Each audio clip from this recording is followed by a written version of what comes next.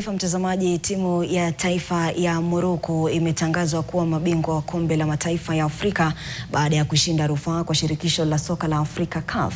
Morocco ilipoteza fainali kwa bao moja kwa nunge dhidi ya Senegal mjini Rabat, lakini mechi hiyo ilikumbwa na utata mwishoni mwa muda wa kawaida wakati wachezaji wa Senegal walipotoka uwanjani wakipinga adhabu iliyotolewa baada ya ukaguzi wa VAR.